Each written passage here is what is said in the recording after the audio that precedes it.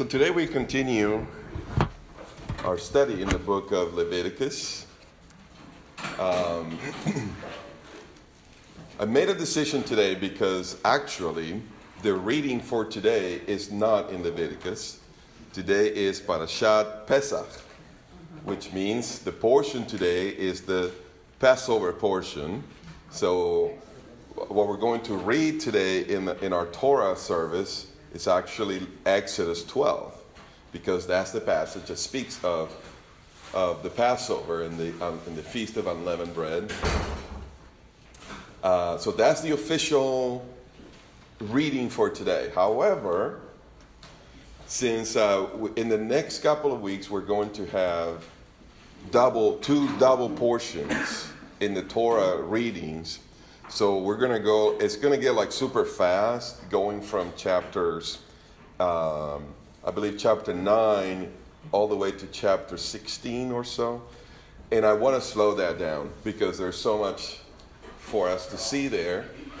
And so I'm going to take advantage of the week off, so to speak, and continue to teach Leviticus today. And that way we will have more time in the next couple of weeks. You're going to get next week too, because we don't start the next portion until the 7th. So we actually have 2 weeks? Perfect. Yeah. Perfect. Because unleavened bread goes all the way until next Shabbat, right? Mm-hmm. Okay. Even better then. So we will have more time to slow Leviticus down because it's such new material for everyone. And we want to go really slow. All right. So in that same vein, then the portion that we would have normally have today includes chapter 9, 10, and 11. However, we're going to skip over chapters 9 and 10. Really, chapter 9 goes with chapter 8, which is the ordination of the priest, the ordination of Aaron and his sons. But the truth that we learned there, we can actually learn them elsewhere in Leviticus. So in order to not be redundant, but use the time wisely, then we're going to skip those two chapters, chapters 8 and 9. And then chapter 10 kind of goes with chapter 16. Because in chapter 16, we're given the Day of Atonement and all of the details of the Day of Atonement, but it piggybacks on what happened on chapter 10. So we'll talk about chapter 10 when we get to chapter 16. The need to cleanse the Holy of Holies because of the death of Nadav and Abihu, who died in a holy place when they were offering incense. Mm-hmm. So then that leads us into chapter 11. And that's what we're going to talk about. This in itself is an entire meal. It will take some time just to work our way through chapter 11. And we're not going to see every detail. I want us to actually get the big picture. Because we're going to talk about in chapter 11, we're going to talk about the clean and unclean animals. A little bit thorny, a little bit difficult, lots of questions, lots of guarded approaches to this, right? But I think after we're done through today, I think we're going to have a much better understanding of what is going on, not only in chapter 11, but what's going on with the entire dietary system that the Lord gives in the Torah. All right, so let's take a moment and pray and ask the Holy Spirit to be our teacher. Quite frankly, I'm not good enough to be your teacher, but He is, right? He is the real teacher. So let's pray for a moment. Abba, we thank you that we enter into this season, the season of our freedom, in a time in which you want to cleanse us from all the leavening in our lives, or at least have one more round in our lives to operate in our lives in such a way that you bring us closer to you and filled with your life and your holiness. So we want to do that right now. We want to sit at the feet of Rabbi Yeshua, be covered in the dust of his words and of his teaching, and through the Spirit, apply it to our lives and to our needs and edify us. For we pray in Yeshua's name. Amen. Amen. All right, so a little stuffy in this room, so maybe we can turn on the... Mark, would you be able to turn on the fans in here, right behind you? Thank you. So hopefully that'll help a little bit. All right, so Leviticus chapter 11. All right, so let's talk about, before we get into chapter 11, I want us to talk in general about the dietary laws, the dietary commandments in the Torah, because chapter 11 is a part of it. It's a big part of it, but it is a part of it, so I want us to get the big picture first. All right. In Genesis 9, if we can go there, Genesis 9, verse 1, the Lord starts this dietary commandments with the most basic and the most general of all the commandments regarding the dietary laws. And that is the prohibition of blood consumption. So Genesis 9, verse 1, it says, this is after Noah and his family and the animals come off the ark. So verse 1 of chapter 9 says, and God blessed Noah and his sons and said to them, be fruitful and multiply and fill the earth. The fear of you and the terror of you will be on every beast of the earth and on every bird of the sky, with everything that creeps on the ground, and all the fish of the sea. Into your hand they are given. Verse 3, every moving thing that is alive shall be food for you. We're going to touch on this in a little bit. And it says, I give all to you as I gave the green plant. Only, verse 4, you shall not eat flesh with its life, that is, its blood. Surely I will require your lifeblood. From every beast I will require it. Meaning, whatever animal kills a person, the Lord will require that blood from that animal, so there will be consequences. And we have commandments in the Torah in Exodus 21, 22, and 23, where if an animal gores a person, then you got to stone it. You have to. So the Lord instituted death penalty even for animals that kill people. And so then at the end of verse 5, it says, and from every man's brother I will require the life of man. Whoever sheds man's blood, by man his blood shall be shed, for in the image of God he made man. As for you, be fruitful and multiply, populate the earth abundantly, and multiply in it. So the very first and most basic commandment regarding dietary laws is, do not eat or drink the blood. Do not consume the blood. All right. The second one, the second commandment that has to do with the dietary laws, we find it in Exodus 12. Actually, our reading for today. So we are going to touch on this reading after all. So Exodus 12:21. We find here the second component of the general dietary commandments, the dietary system in the Torah. So Exodus 12:21, it says, then Moses called for all the elders of Israel and said to them, go and take for yourselves lambs according to your families and slay the Passover lamb. So this is very familiar. This is exactly what we're in today, the beginning of Passover.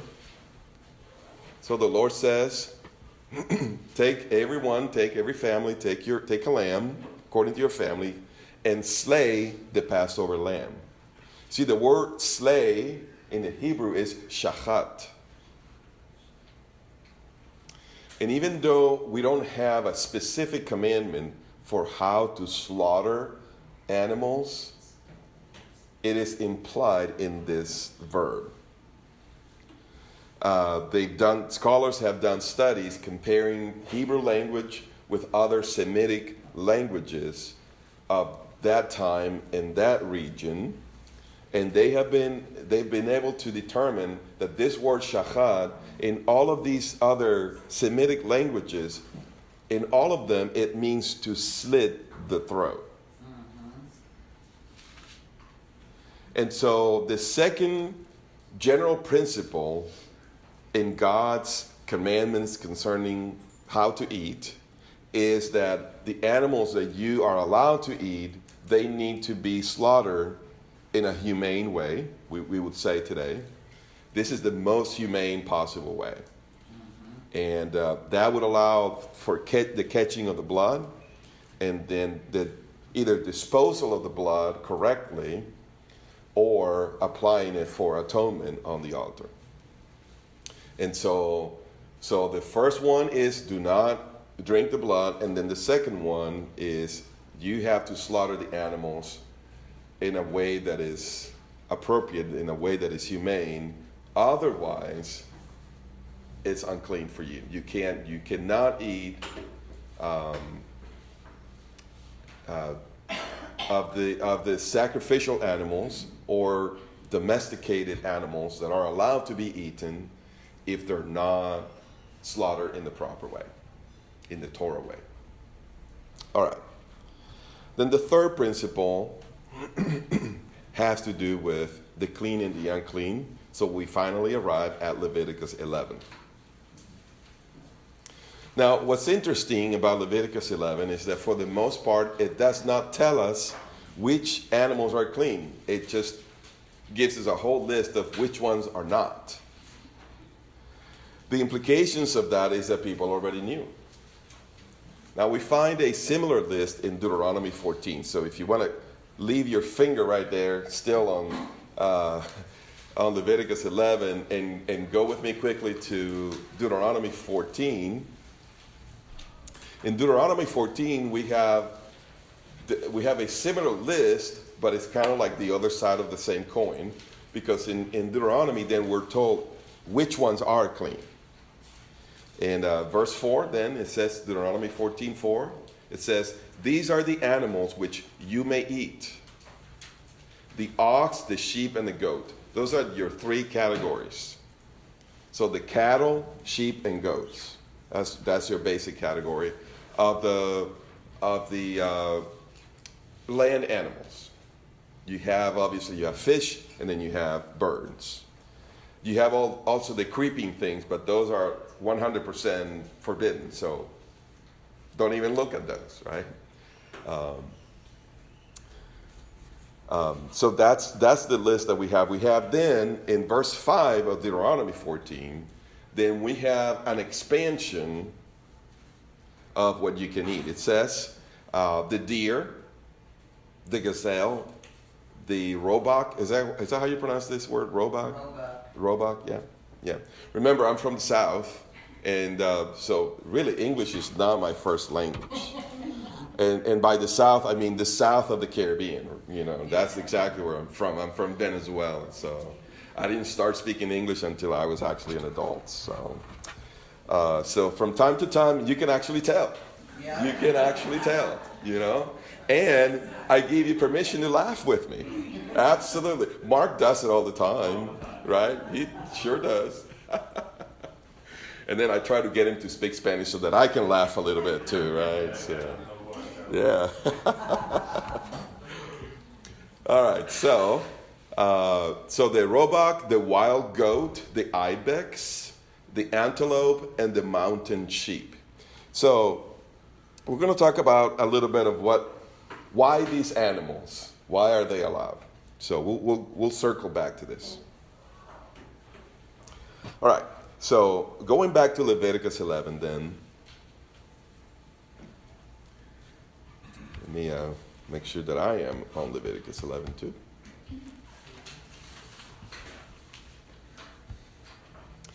Verse 1, it says, The Lord spoke again to Moses and Aaron, saying to them, Speak to the sons of Israel, saying, These are the creatures which you may eat from all the animals that are on the earth. Whatever divides the hoof, thus making split hoofs, and choose the cud among the animals that you may eat. So that second list in Deuteronomy 14:5, it qualifies under this category. So all of these other animals, the wild goat, the roebuck, the ibex, all of those, they actually do these two requirements. So they chew the cud, meaning, they swallow it and then they bring it back, and they keep that little funny game going. So, and then they have their hoofs. They don't have claws, or they don't have just regular feet like just a dog or whatnot. But they actually have both. And so we keep reading there. In verse 4 it says, Nevertheless, you are not to eat of these among those which chew the cud, or among those which divide the hoof. The camel, for though it chews the cud, it does not divide the hoof. It is unclean to you. Likewise, the shafan, which is an animal that you find in the south, in the desert of Israel, for though it chews the cud, it does not divide the hoof. It is unclean to you. The rabbit also, for though it chews the cud, it does not divide the hoof. It is unclean to you. And the pig, for though it divides the hoof, thus making it a split hoof, it does not chew the cud. It is unclean to you. You shall not eat of their flesh, nor touch their carcasses. They are unclean to you. All right.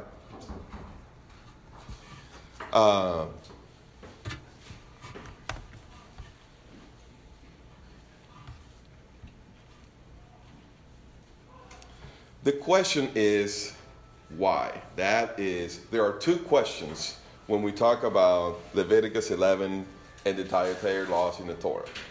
The first question is, why those animals? Why those exactly and not others? And so there are several theories. I'm going to mention a few of those to you in a moment.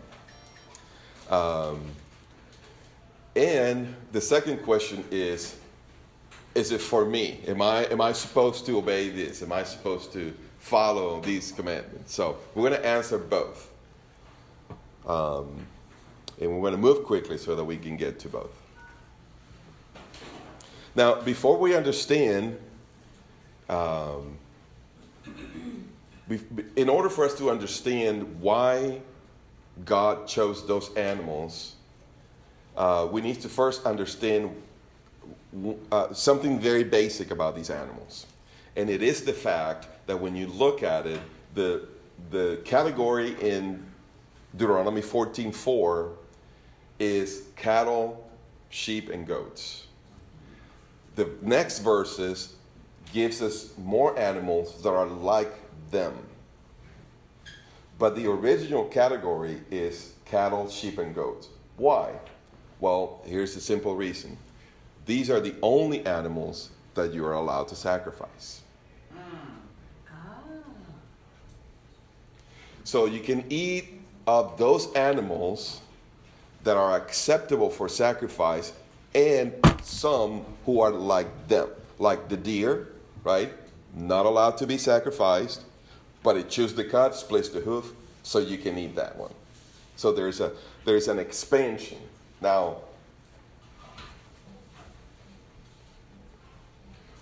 here's the key point right here, and this is maybe even the most important lesson in this chapter. What the Lord is doing here is He's giving Israel the same diet that He has. You see, we talked a little bit a few weeks ago about the word, about what the fire does. In Hebrew, fire consumes, right? We hear about God is a consuming fire, right? But the word for consuming in Hebrew achal, is the same word for eating. So in Hebrew, in the Hebrew mindset, fire eats. So when you bring a sacrifice on the altar and you put it in God's fire in a figurative way, right? Not in a literal way, but in a figure of speech, God eats this sacrifice. You see, so that makes sense when you bring a peace offering, right? The peace offering is the one that is divided into 3 parts.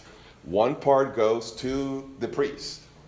One part goes to the person that brings the offering, like the Passover, right? We studied last week the Passover sacrifice. The Passover lamb is a form of peace offering. More specifically, is a Thanksgiving peace offering. Amen. Right? And so, you get to eat some of it. The priest gets to eat some of it. But God eats some of it too. Because you put a portion on the altar, and so it becomes a meal shared between the 3 of you. That's what makes it holy. That's what makes a peace offering holy. That some of it touches the altar and it belongs to God. And so what you eat is holy. What God is doing is he is giving Israel the same diet that he has. And he says to Israel, because I have sanctified you and you are holy to me, because you can draw near to me, then you must eat what I eat.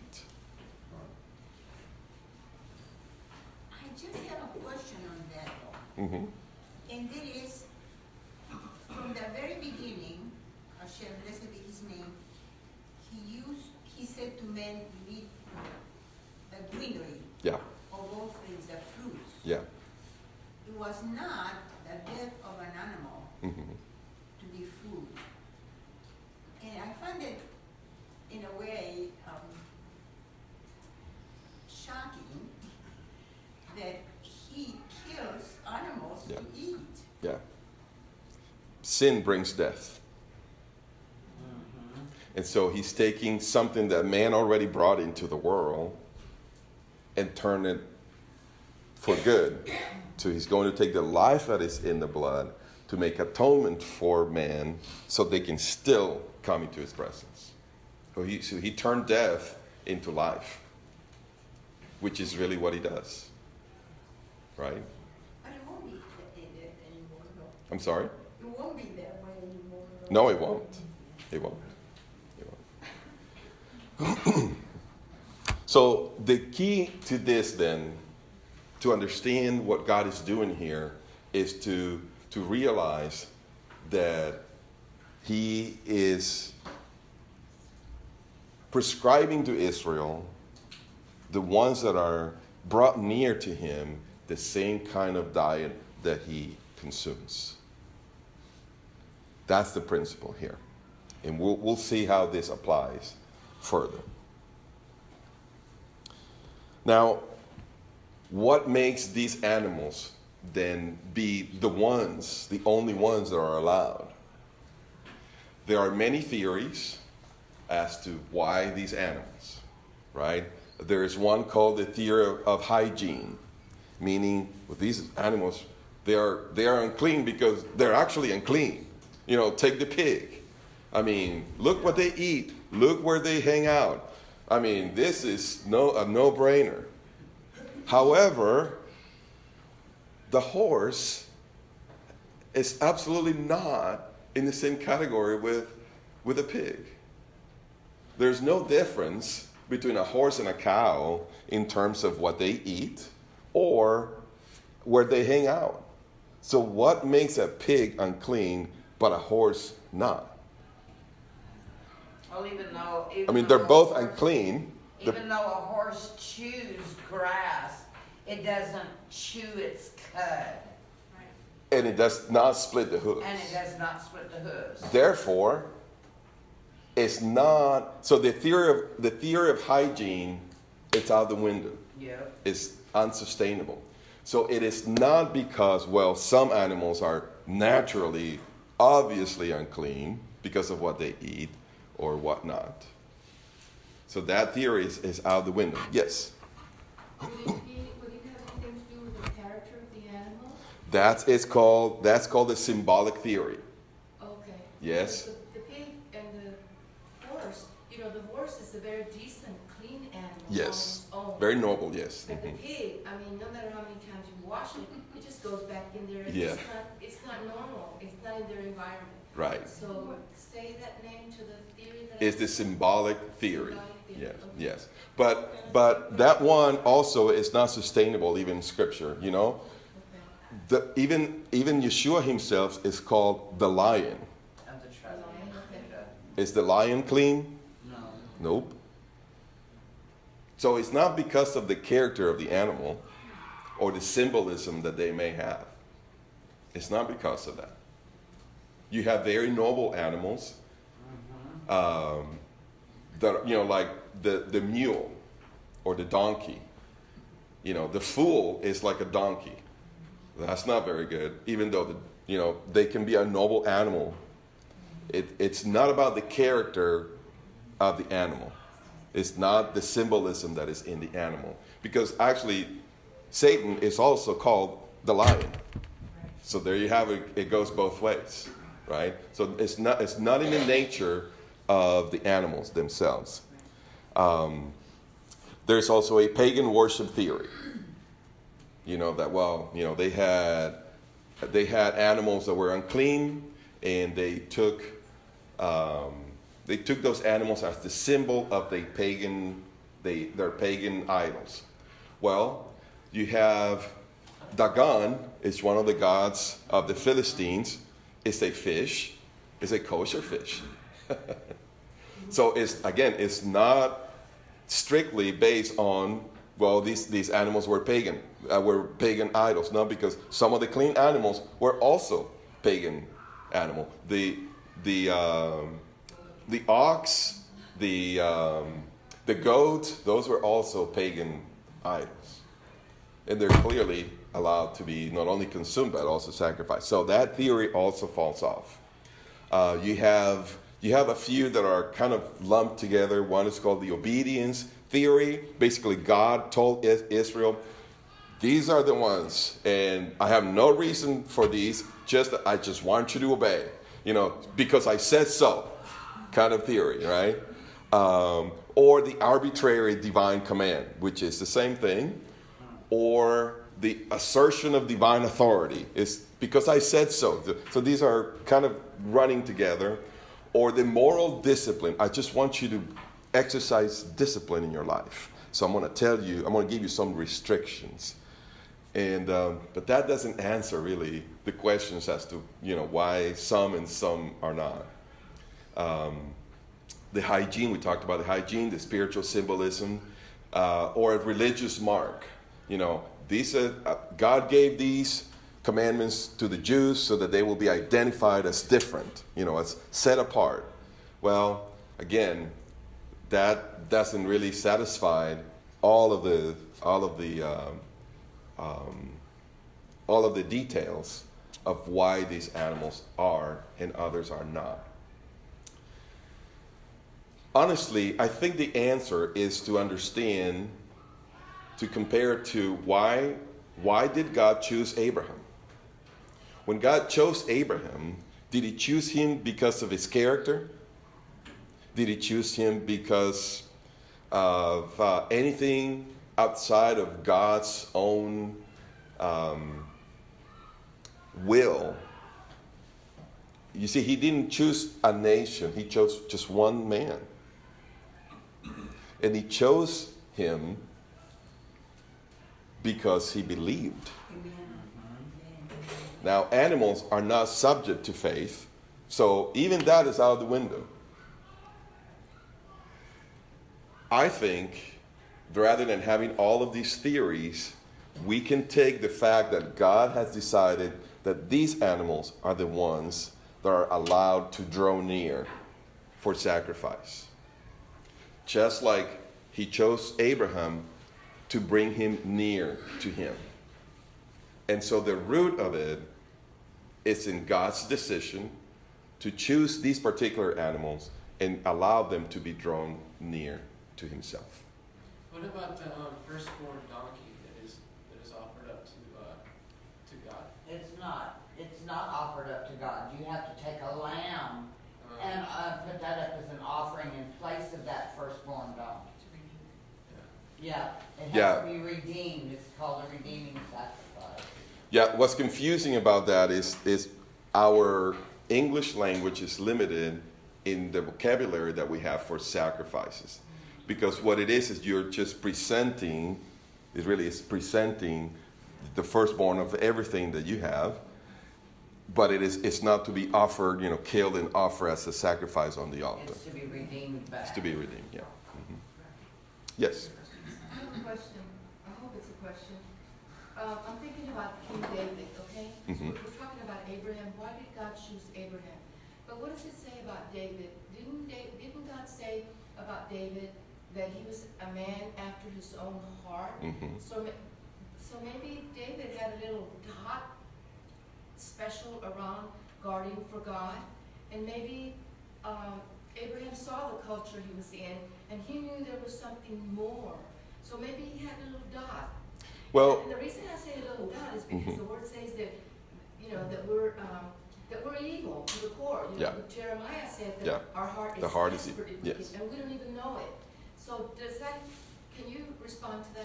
Well, actually, that verse will make both men disqualified already. Yeah. Okay. So the reason, it's like somebody have used the example of you go to the market and all of the oranges are rotten, Okay. and you just choose some. Oh. None of them is actually worthy, Got it. right? You just made a decision to actually choose some. So the fact that you didn't choose the other ones doesn't make you a bad person, because they were all rotten. So I love that you're thinking. That's fantastic. I love that.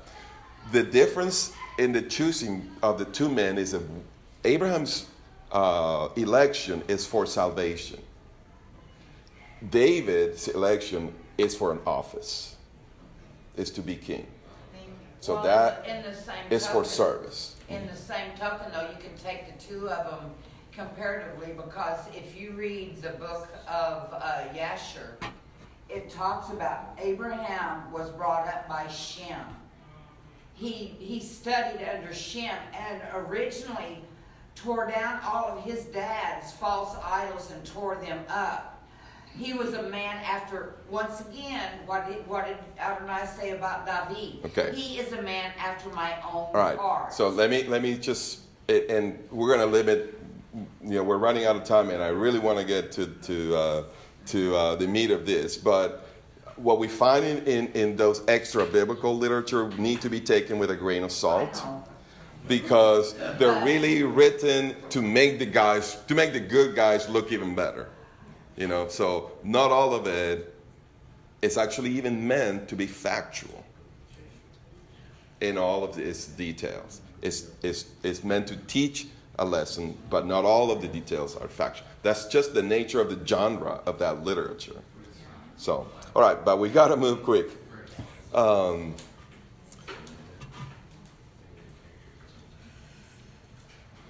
right, so what about non-Jews then? What about non-Jews? All right, Genesis 9:1 already established, do not drink the blood. And this is a commandment given to all of mankind at the moment, which was Noah and his families. That's the entire human race. So that is a commandment that applies to everyone, Jew and non-Jew. So that one, even though some obviously may choose to not follow it, but it is given to all. Really quick, only if it is important. I'll ask later. Okay, thanks. All right.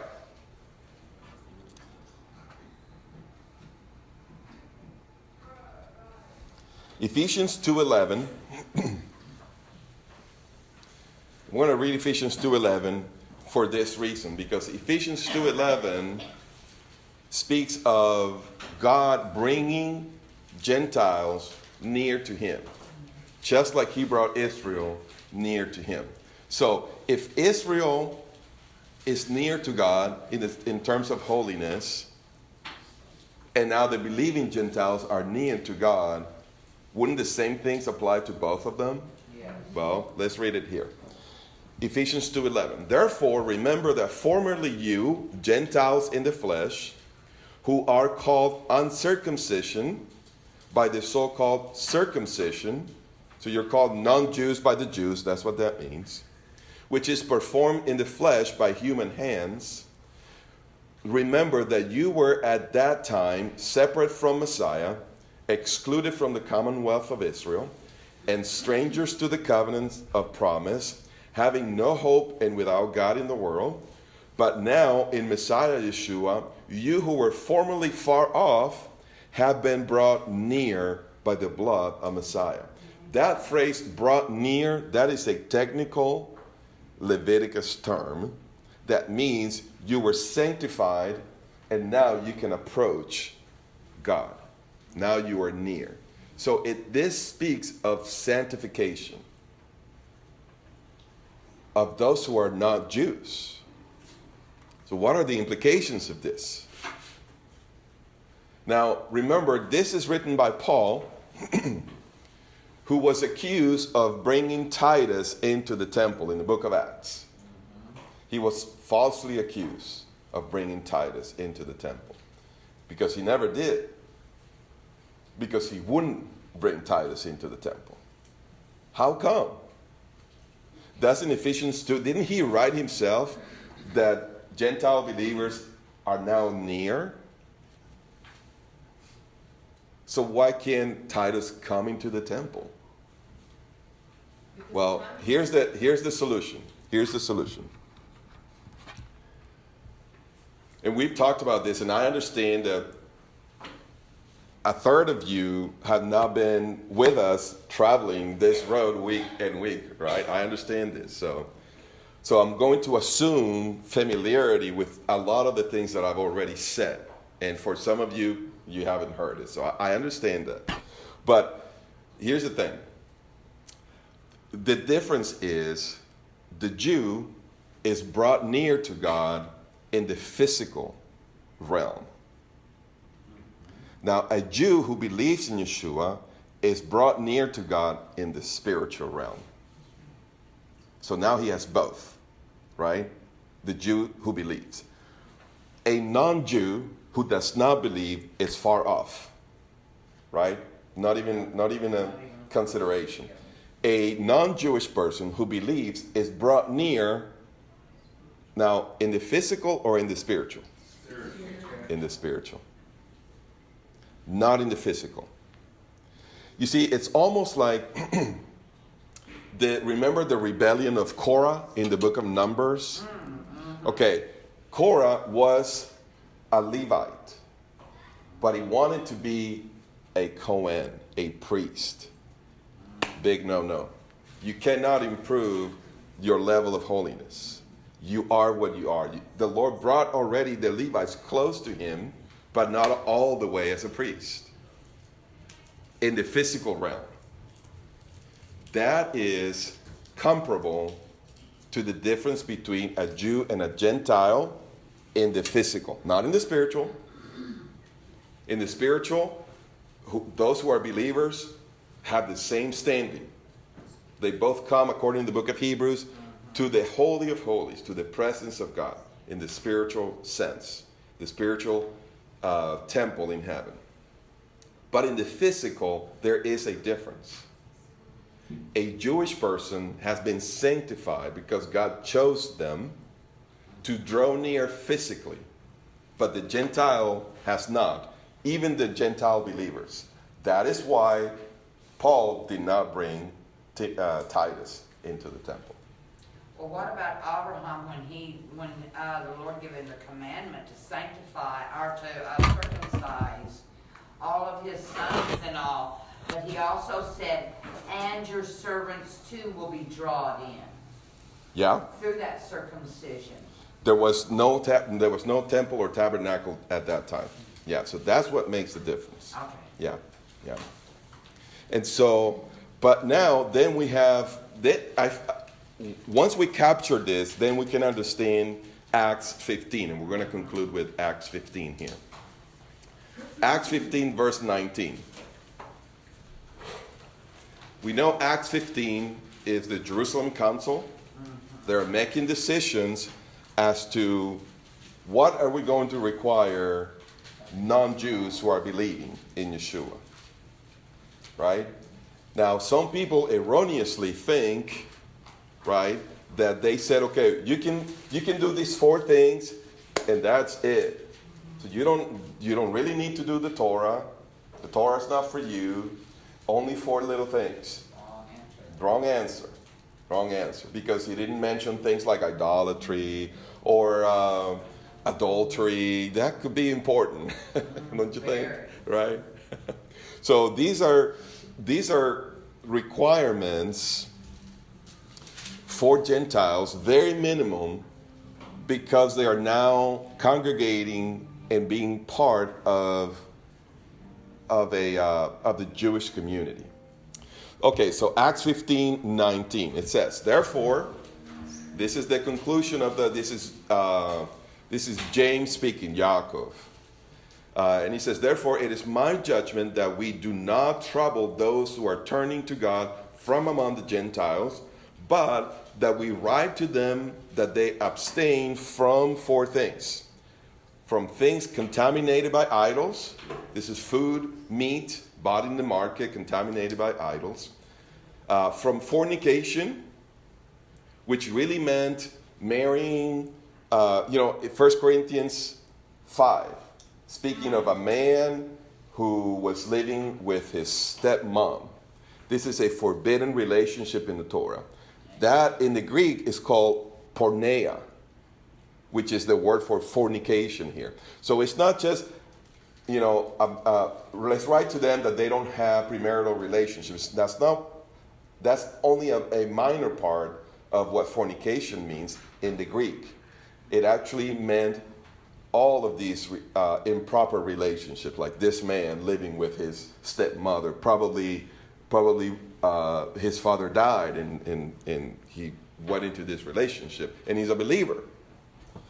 So that's what fornication means here in this context. Now, the last 2 are the ones that we want to focus on. It says, and from what is strangled and from blood. Okay, blood we understand, right? It's actually given to all of humanity.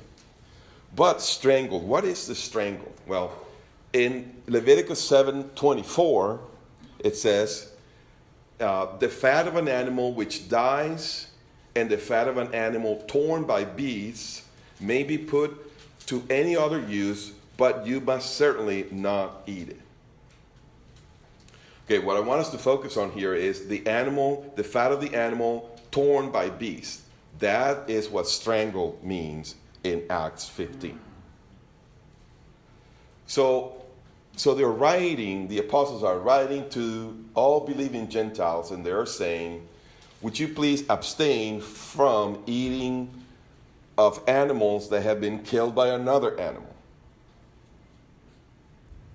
This is forbidden to Jews in the Torah. And so he's saying this, we want to ask of you to abstain yourselves from this as well. Okay, why? Because the blood's Why? not coming out properly. Why? Well, there's a technical aspect which you're mentioning, but why require of a Gentile? We already established that a Gentile believing in Yeshua has the same standing, spiritually speaking, as a Jew. So this isn't spiritually, this is a physical requirement. But why make a physical requirement when they're not allowed to come into the temple? Well, that's why it's a requirement and not a commandment. So it's pretty close to a suggestion.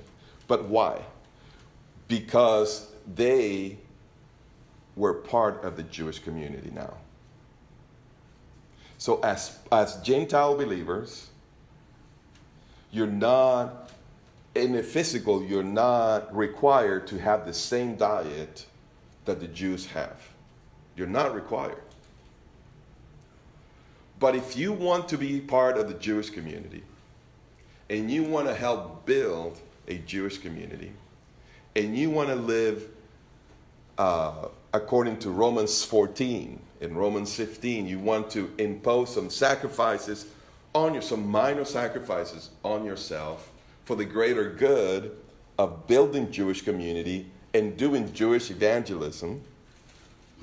For these reasons, then you would consider taking on these restrictions, these dietary restrictions, that are not commanded of you, but are requested from the Jewish community so you can be a part of it and build this Jewish community, this believing, this Messianic community. Does this apply to us today? Yes. Absolutely. Absolutely.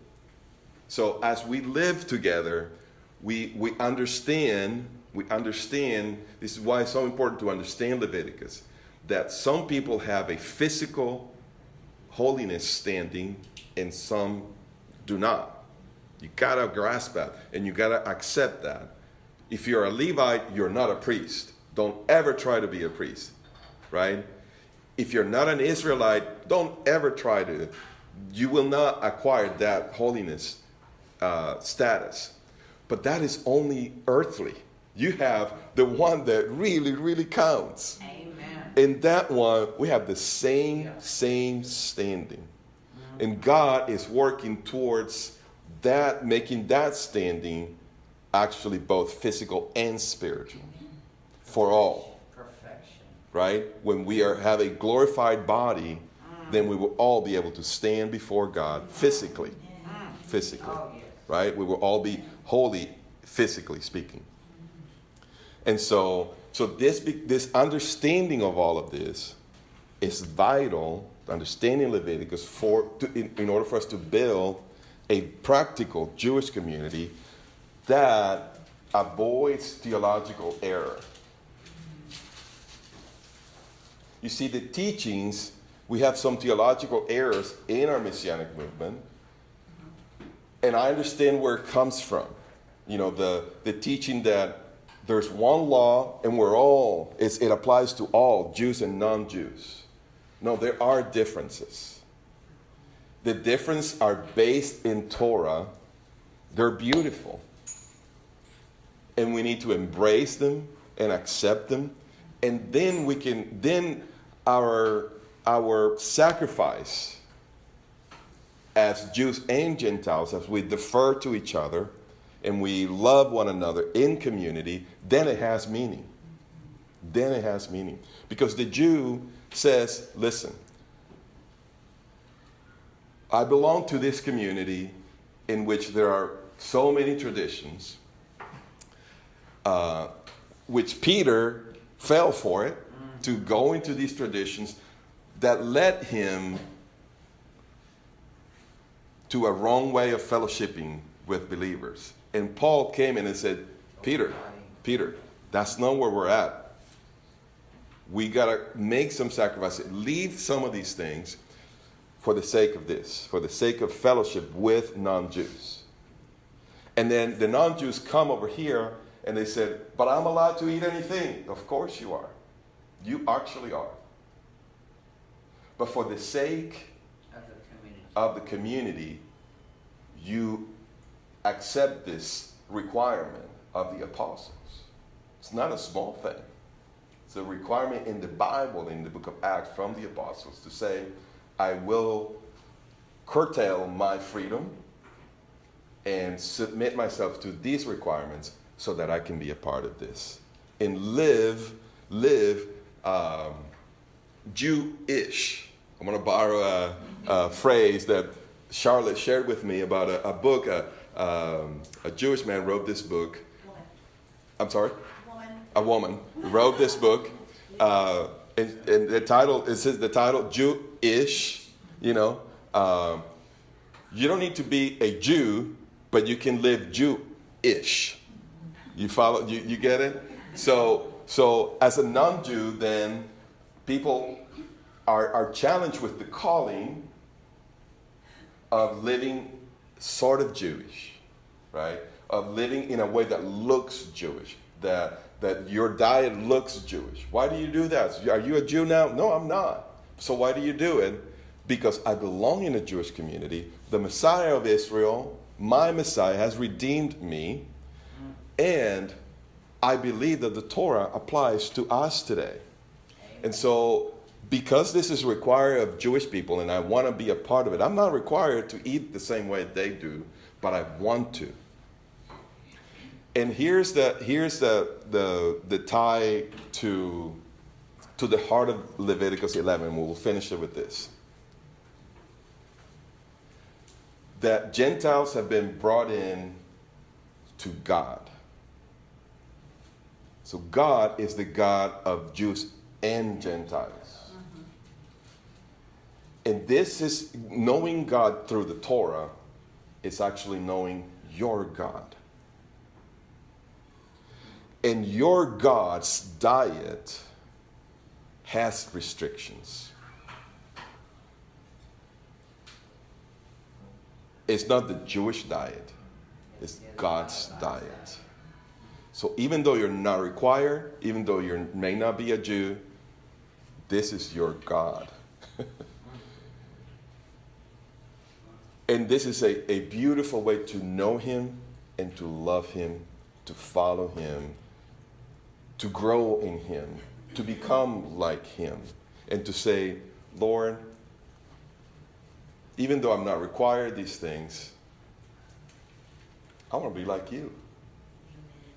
I want to do what's in your heart. I want to live in the atmosphere that you live in.